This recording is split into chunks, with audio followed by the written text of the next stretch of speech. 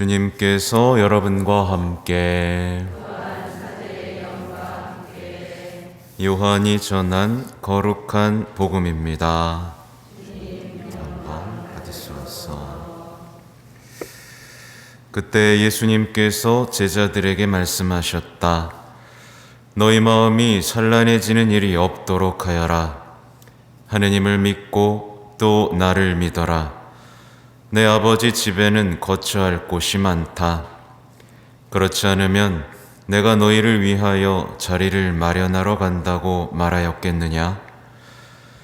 내가 가서 너희를 위하여 자리를 마련하면 다시 와서 너희를 데려다가 내가 있는 곳에 너희도 같이 있게 하겠다. 너희는 내가 어디로 가는지 그 길을 알고 있다. 그러자 토마스가 예수님께 말하였다. 주님, 저희는 주님께서 어디로 가시는지 알지도 못하는데 어떻게 그 길을 알 수 있겠습니까? 예수님께서 그에게 말씀하셨다. 나는 길이요, 진리요, 생명이다. 나를 통하지 않고서는 아무도 아버지께 갈 수 없다. 주님의 말씀입니다.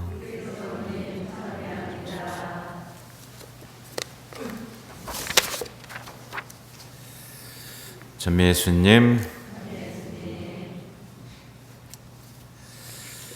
네, 가족분들이 많이 오셨네요. 네. 아무튼 오늘 2023년 새해가 시작된 지 얼마 되지 않았고 제대를 보시면 아시겠지만 우리는 여전히 성탄의 기쁨 중에 있습니다. 그러니까 우리는 아기 예수님의 탄생을 기뻐하는 가운데 동시에 한 그리스도인의 죽음 앞에 이렇게 서 있는 것이죠. 사실 탄생과 죽음은 닮아 있습니다. 죽음은 하늘나라에서의 탄생을 의미하니까요.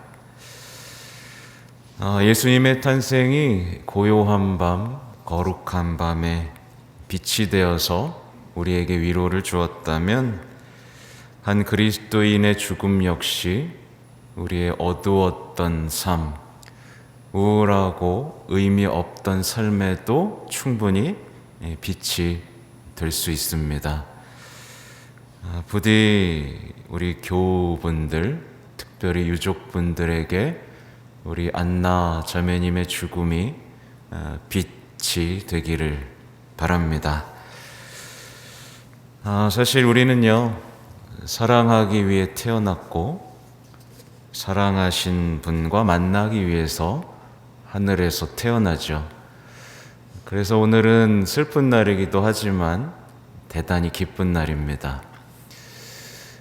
사실 저는 안나 자매님 잘 알지 못하지만 그래도 확실한 건 그토록 궁금하고 보고 싶었던 그분과 오늘 마주했다는 것이죠.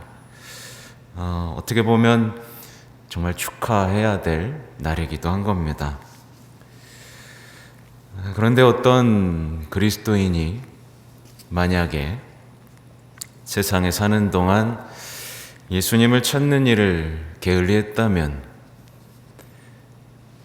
그래서 이 성탄의 기쁨 앞에서도 구유를 찾아오거나 부활의 기쁨 앞에서도 자신의 삶을 살았다면, 그렇게 사랑하기보다는 미워하고 불만을 터뜨리는 삶 속에서 자신의 삶을 소모해 왔다면, 자신만을 중요하게 생각하고 자신만을 사랑하는 가운데 하느님을 잊어버렸다면, 그렇게 천국에 대한 그리움을 잊어버린 채 죽음에 대한 그리움, 죽음에 대한 두려움만 키워왔다면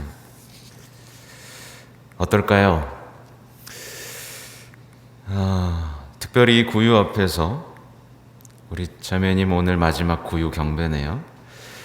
이 구유 앞에서 아무것도 발견하지 못한 채 발걸음을 돌리고 늘 자신만을 위한 성탄 선물을 준비해 왔다면 우리는 죽음 앞에서 허무와 두려움, 어두움만을 발견할 수밖에 없겠죠.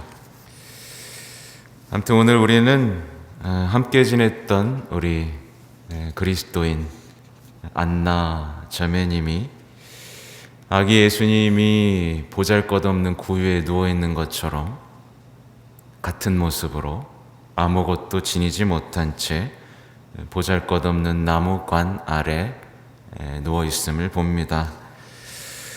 우리가 해야 될 일은 단순하죠.